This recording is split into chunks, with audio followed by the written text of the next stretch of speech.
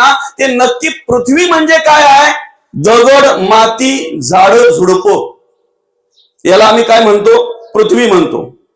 बरोबर आहे का? हे पृथ्वीचं रूप आहे बाबा, बरोबर का नाही? आमच्या देहामध्ये पृथ्वीचं रूप जर पाहायचं असेल किंवा पृथ्वीचे तत्व जर पाहायचे असतील तर अस्थि, हाड, मांस, ते काय सांगायला नको, त्वचा, चामडी, रोम, अस्थि, मांस, त्वचा, नाडी आणि रोम, हे पृथ्वीचं रूप आहे. बाहेर जे आम्ही आपाचं रूप पाहतोय ना, नद्या, नाल्या, सागर,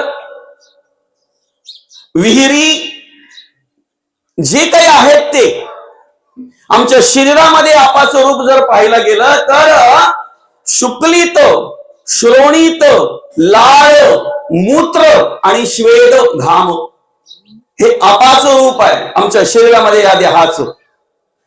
तेजाचं रूप जर बाहेर पाहायला गेलं तर सूर्य आहे, चंद्र आहे, अनेक तारे आहेत, अनेक ग्रह आहेत, जे काय असेल ते ज्यांचे आम्हाला प्रकाश मिळतो, तेज मिळतोय ते. या ठिकाणी तेजाचं आहे क्षुधा. शरीरातलं ऊर्जा जर कमी झाली तर भूकही लागणं कमी होत आहे. भूक लागणं, तृषा, तहान लागणं, क्षुधा, तृषा, आलस्य, निद्रा आणि मैथून हे तेजाचे भाग आहेत. आप जसं आम्हाला बाहेर वारा, वायू पाहायला मिळतो, अनेक प्रकार आहेत त्याच्यामध्ये, बरं का? झाड कार्बन डायऑक्साईड घेतात, ऑक्सिजन सोडतात. आम्ही ऑक्सिजन घेतोय आणि कार्बन डायऑक्साईड सोडतो. त्याच्यामध्ये अनेक प्रकार आहेत. पण इथे शरीरामध्ये जर पाहायला गेलं, प्राण, अपान, व्यान, उदान आणि समान, चलन, वलन, प्रसरण, निरोधन, अकुंचन ह्या ज्या क्रिया घडल्या जातात ना, त्या वायूच्या मुळेच क्रिया घडल्या जातात, बरं का? पृथ्वी ज्या आपापासून निर्माण झालेले ते आपाची तत्व त्याप्रमाणे, आप ज्या तेजापासून निर्माण झालेले त्या तेजाची तत्व त्याप्रमाणे, तेज ज्या वायूपासून निर्माण झालेला आहे त्या वायूची त्याप्रमाणे तत्व आहेत. आणि ते वायू ज्या आकाशापासून निर्माण झालंय ना, विराट मोठी पोकळी, सगळं ज्याच्यात सामावलेलं आहे ते काम, क्रोध, शोक, मोह आणि भय, बरं का? एकदा अंतरात्मा निघून गेला ना, एकदा तो देव निघून गेला ना, तुमच्या घरात सगळ्या प्रकारची उपकरणं आहेत. वाटणा करायला मिक्सर आहे, त्याच्यानंतर दळण काढायला चक्की आहे, कपडे धुवायला वॉशिंग मशीन आहे, तुम्हाला थंड पाणी मिळावं म्हणून फ्रीज आहे, गरम पाणी मिळावं म्हणून हीटर आहे, तुम्हाला दूरचं दर्शन व्हावं म्हणून टीव्ही आहे, दूरदर्शन. बरं, एवढंच नाही काय, अनेक प्रकारची साधनं तुमच्या घरात आहेत, अनेक प्रकारची उपकरणं तुमच्या घरात आहेत. पण लाईटच नसेल तर, लाईटच नसेल तर आम्हाला एकदा अंतरात्मा निघून गेला ना की गावभर ज्याच्याविषयी बोललं जातंय ना, अमुक अमुक दादा गेला, तो दादा तर आमच्या समोर पडलेला आहे, नाकी डोळी सगळा जसा आहे तसा देहाने. मग गेलेला माणूस डोळे उघडून का पाहू शकत नाही? बघू तर खरी, माझ्या माहिती कोण कोण आलंय.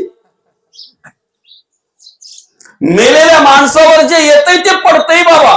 मुलगी आली ती पडते, मुलगा आला तो पडतोय, अजून मावशी आली ती त्याला थोपडते. बोलणारे दादा त्याला असा हे करायचं काम करते ना. मेलेला माणूस बोललाय का, जरा त्रास होतोय ना, थोडा मला श्वास तर घेऊ द्या, येतोय तो पडतोय माझ्या अंगावर.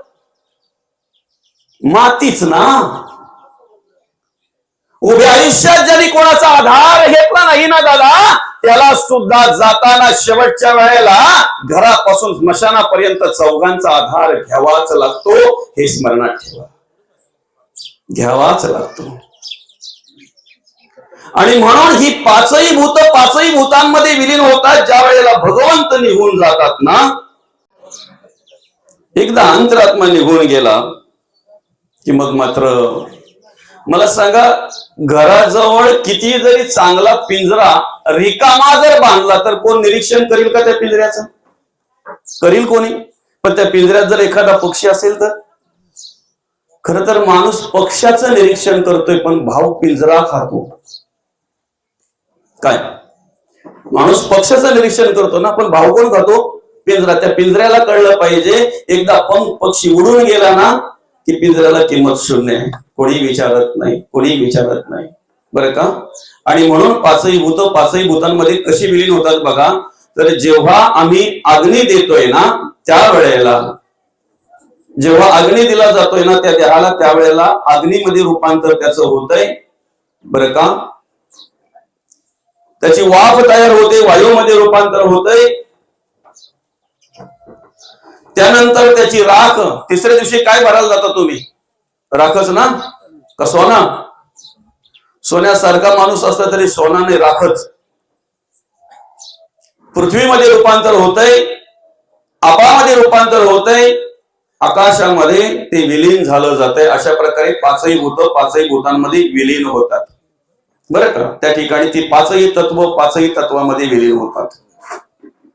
ती विलीन होण्याच्या आधी आम्ही काय केलं पाहिजे? जो देव आम्हाला सांभाळतोय ना त्या देवाचं आम्ही स्मरण केलं पाहिजे, नामस्मरण केलं पाहिजे. अखंड त्या देवाचं आम्ही काय केलं पाहिजे? स्तवन केलं पाहिजे. अखंड त्या देवाचं स्तवन केलं पाहिजे. कारण आमची टोटल व्यवस्था त्या देवाने केलेली आहे, पूर्ण व्यवस्था केली बरं का माऊली. देह काय असाच नाही पाठवला त्या देवाने. शरीर आपलं जे आपल्याला जे नरदेह दिले तो असाच नाही पाठवला काही. सोच निर्माण करण्याच्या आधी भगवंताने दाना निर्माण केलेला आहे, आधी व्यवस्था केलेली आहे. बरोबर आहे ना? मग त्याची अपेक्षा आहे ना, आर्थिक, कायिक, वाचिक, मानसिक चारही प्रकारची जर तुम्हाला पुरून एवढी शिल्लक जर भगवंताने दिलेली आहे, आल्याबरोबर आम्ही प्रारब्ध आणि संचित बरोबर घेऊन आलेलो आहोत माऊली बरं का. प्रारब्ध आणि संचित आता ती टिकवायची की संपवायची हे क्रियमान कर्मावर अवलंबून आहे. आम्ही जे आता क्रियमान कर्म करतोय ना त्याच्यावर अवलंबून आहे, ती किती खर्च करायची का वाढवायची त्याच्यामध्ये भगवंताने दिले त्याच्यात बरं का. एवढं सगळं ज्या देवाने आम्हाला दिलंय त्या देवाची काहीतरी अपेक्षा असेल ना, काहीतरी अपेक्षा असेल की नाही? सगळं जाऊ द्या, चला. ज्या वेळेला जावं येणार असतो ना पाहुणा, त्यावेळेला सगळ्यात जास्त धावपळ कोणाची असते? सासूची का सासऱ्याची? सासूची नाही का बाबा? सगळ्यात जास्त धावपळ सासूची असते. जावयासाठी काय काय करू, खरंय की नाही? काय काय करू जावयासाठी. तो सासरा अर्थात त्याचा म्हणतोय, त्या बाईचा नवरा म्हणतोय पनीर आहे, पनीर कर मस्त की, आणि मग तुला जसं जमेल तसं. नाही नाही नाही नाही, जावयांना कांदा भजी खूप आवडतात, ती काढावीच लागते. आणि ते पनीर तर करूच आपण, पण पनीरपेक्षा मशरूम त्यांना जास्त आवडते बरं का. काय काय करावंसं वाटतंय त्या, नाही का आईला, त्या मुलीच्या. अपेक्षा काय असते बरं? जावयाकडून काय अपेक्षा असते? माझ्या मुलीला सुखाने समाधानाने ठेवावी एवढीच अपेक्षा असते. बरोबर आहे की नाही? माझ्या मुलीला सुखाने समाधानाने ठेवावी एवढीच अपेक्षा असते. दादा, जर मुलगी दिलेली आहे ज्या मुलाला, जावयाला, त्याच्याकडून जर सासूबाई, त्या मुलीची आई जर एवढी अपेक्षा करते, तर सांगा ना, आम्हाला भगवंताने नरदेह ज्या देवाने दिलेला आहे त्या देवाची काही अपेक्षा नाही का आमच्याकडून? नाही का? असाच दिलाय का? एवढी व्यवस्था सगळी केले, मनात्वांची रे पूर्वसंचित केले, किती खाता संपणार नाही एवढं दिलंय. मग संपलं का? तयासारखे भोगणे प्राप्त झाले. तू मशाला गेल्याबरोबर जी गोष्ट घ्यायची ती बाजूलाच ठेवली. बाजारात गेल्याबरोबर भांबावला, जे मिळेल ते घे, जे मिळेल ते घे, जे मिळेल ते घे. झाला खिसा खाली. आणि खिसा खाली झाल्यानंतर आठवलं, अरे मी आलो होतो कशासाठी? ब्लँकेट घ्यायला. मग राहिली, आता येईन परत. तिथं परत जाता येईल, इथं परत येता येणार. समजतंय ना? फरक कळतो ना? तिथे परत जाता येईल, इथे परत येता येणार नाही. पुनरपि जननम पुनरपि मरणम पुनरपि जननी जठरे शीनम. पण ऐका ना, नरदेहच मिळेल असं नाही. उपजे ते नासे, नासे ते पुनरपि दिसे. हे घटिका यंत्र तसे परिभ्रमेगा. येणं जाणं हे आहेच आहे. जर नको त्या प्रकारची कर्म, नको त्या प्रकारे वागला जगला तर, पण नरदेह ठेविताच ठेविले आहे नीच योनी. परत मनुष्य देह मिळेलच असं नाही, पुन्हा नरदेह मिळेलच असं नाही बरं का. पुन्हा याच पद्धतीने आपलं येणं होईल असं नाही. तर खऱ्या अर्थानं ज्या पद्धतीने आपल्याला यावं लागेल, ज्या पद्धतीने या ठिकाणी आपल्याला कार्य करावं लागेल, सांगू शकत नाही कुठली योनी मिळेल ती, सांगू शकत नाही. आणि म्हणून मग आम्ही काय करायचंय माहितीये का, हा नरधी आम्हाला भगवंताच्या कृपेने प्राप्त झालेला आहे ना, तर आम्ही अखंड स्मरण ठेवलं पाहिजे की अरे साधं उदाहरण आहे, जो अन्न देतो उतराशी शरीर विकावे लागे त्याशी. सकाळपासून संध्याकाळपर्यंत आम्हाला तो जे सांगेल ते काम करावं लागतंय.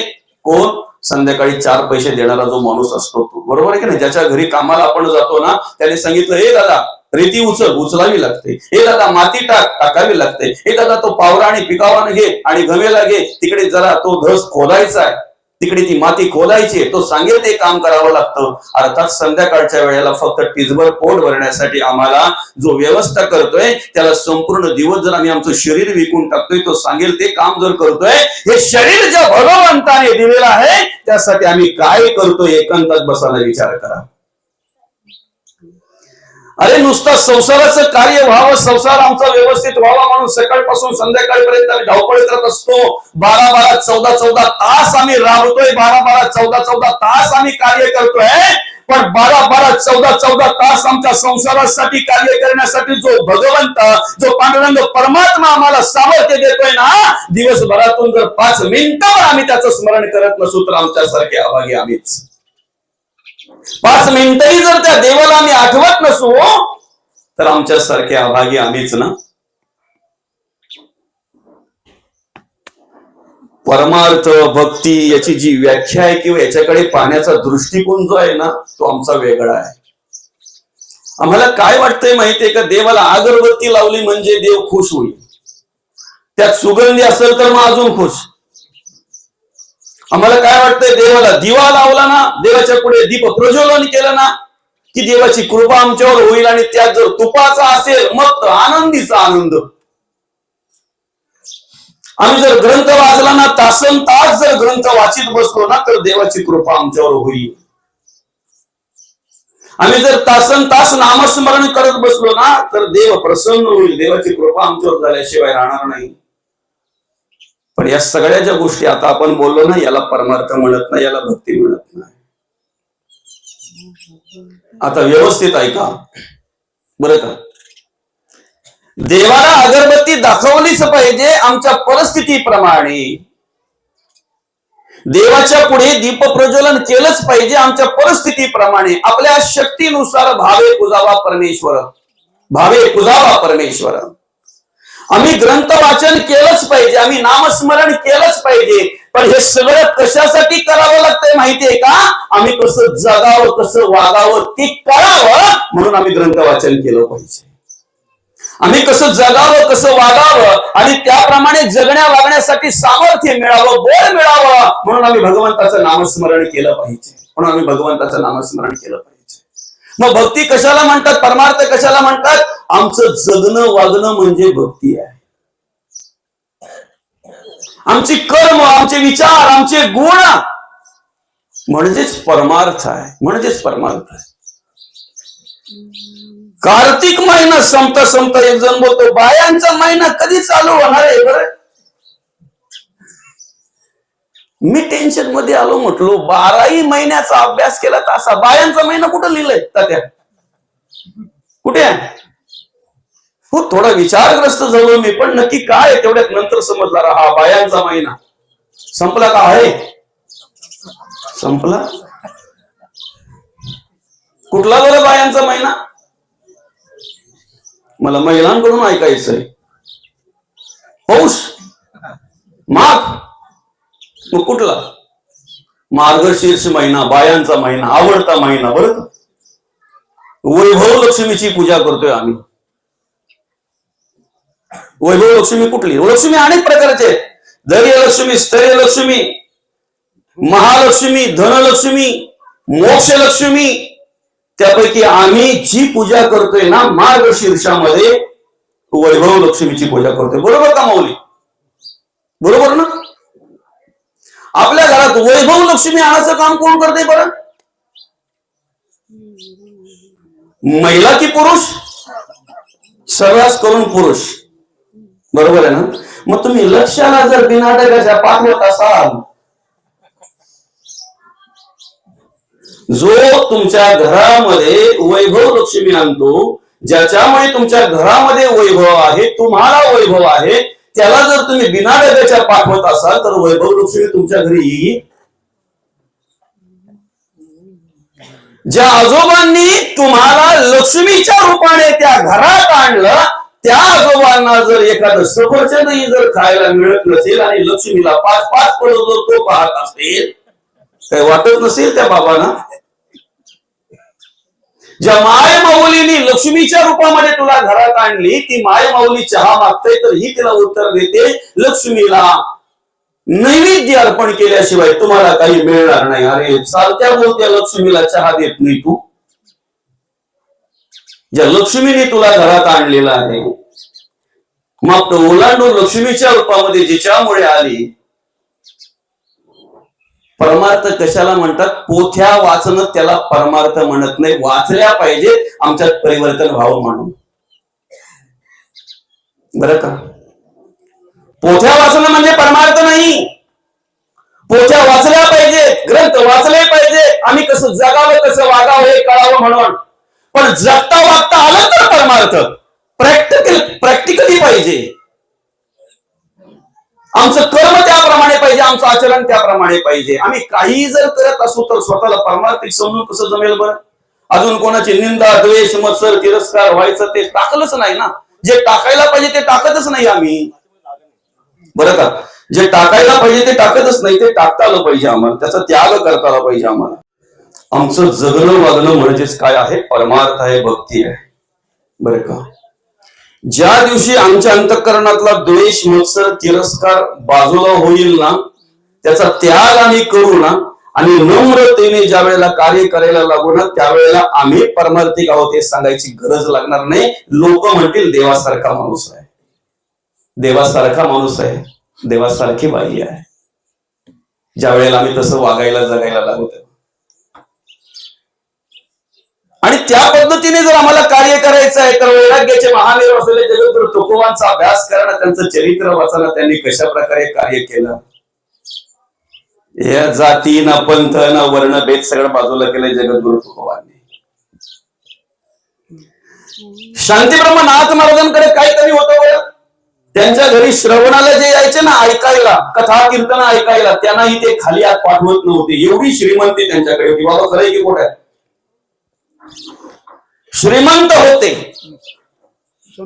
आणि संत होते, आणि ब्राह्मण कुळात जन्माला आलेले असताना सुद्धा अंतेजाच्या मुलाला भासते चटके बसतात म्हणून उचलून घेण्याचं सामर्थ्य त्यांच्याकडे होता. त्यांना जरा सुद्धा तो विचार शिवला नाही किंवा त्यांच्या अंतःकरणाला आला नाही, मी तर अमुक अमुक जातीचा आहे, मी तर अमुक अमुक वर्णाचा आहे, मी त्याला कसे हातात घेऊ. चटके बसतात ना, कोणतोय ना तो, त्याला उचलून घेणं माझा धर्म आहे. नाथ महाराजांनी काशीशी गंगा घेताना काय उद्देशाने घेतली असेल?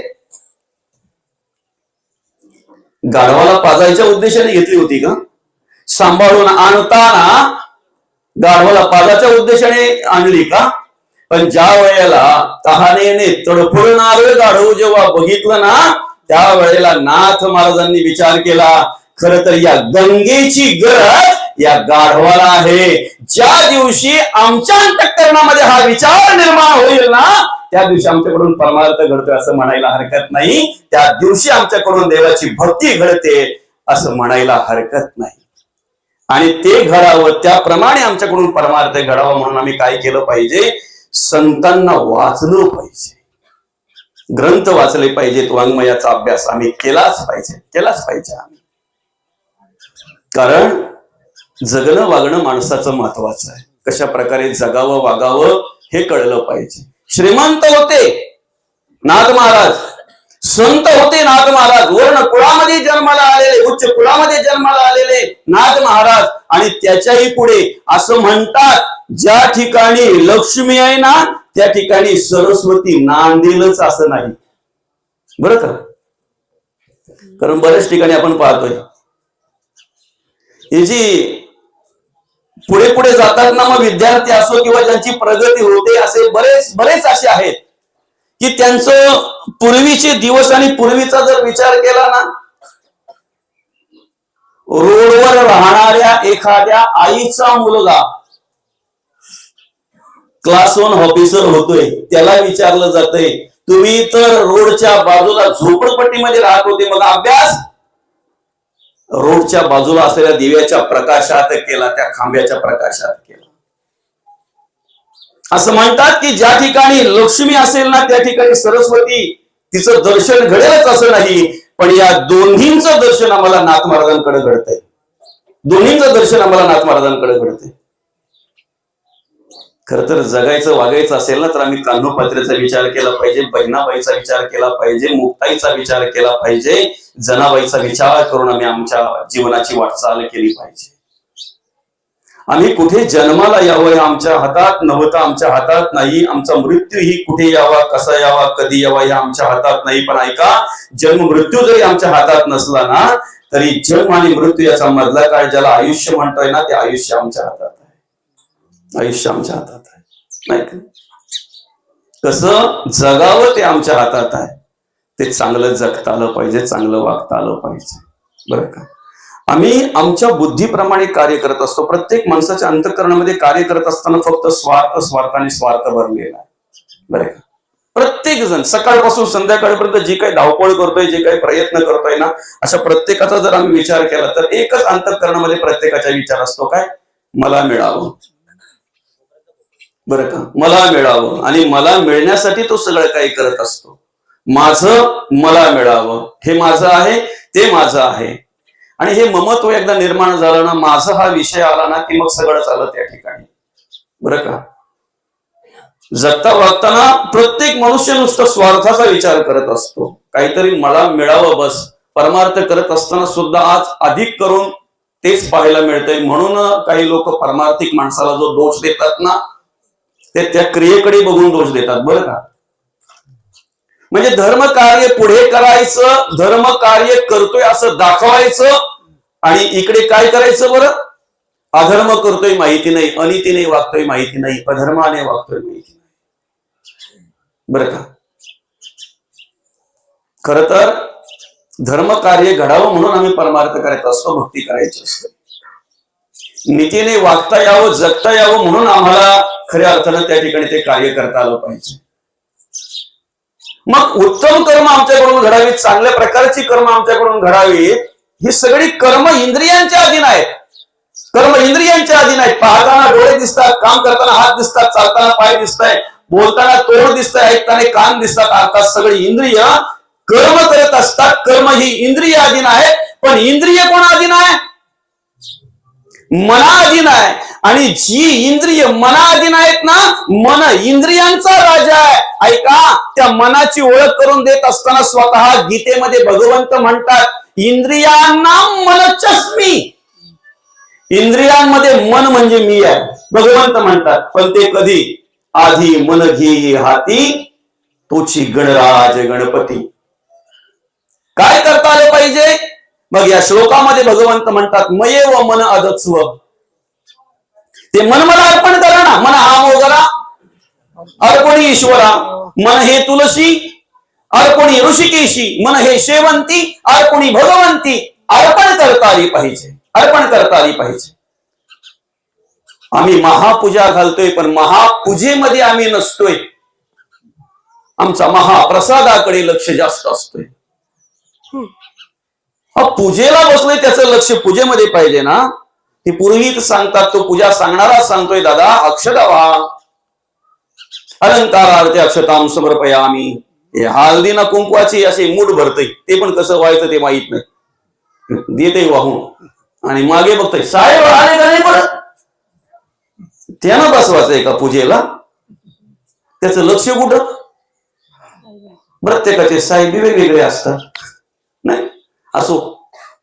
महत्वाचा विषय काय आहे? आम्ही एखाद्या वेळी देवाला पूजा करत असताना एखादी वस्तू व्हायला नसली ना, मग त्यावेळेला पूजा सांगणारे म्हणतात, अक्षता व्हा आणि सांग ऋतुकालोद्भव पुष्पम समर्पयामि. मनामध्ये आण फक्त देवा हे फूल मी तुला वाहतोय. देव समजून घेतात, फक्त मन आमचं तिथे पाहिजे. एखादी वस्तू नसेल चालेल, मन तिथे पाहिजे. ते मनच आमचं कुठे आहे बघा ना. ते मनच कशा प्रकारे कार्य करते बघा ना. मन वढाय वढाय उभ्या पिकातील ढोर. कशालाही जेवढा वेग नाही ना तेवढा मनाला वेग आहे. मनाला वेग आहे. त्या मनाला जर आम्हाला नियंत्रित करायचं असेल ना, मनरूपी घोडे जर आवरायचे असतील ना तर सारथी श्रीकृष्ण भगवानच पाहिजे. मग ते मनरूपी घोडे आवरले जाते. भगवंत म्हणतात ते मन माझ्या चरणी अर्पण करा. मयेव मन अदत्स्व मय बुद्धी निवेशयः. बुद्धी माझ्या ठिकाणी स्थिर करा. काय होईल? निवेशिष्यसि मयव अत रोगवन संशयः. तुम्ही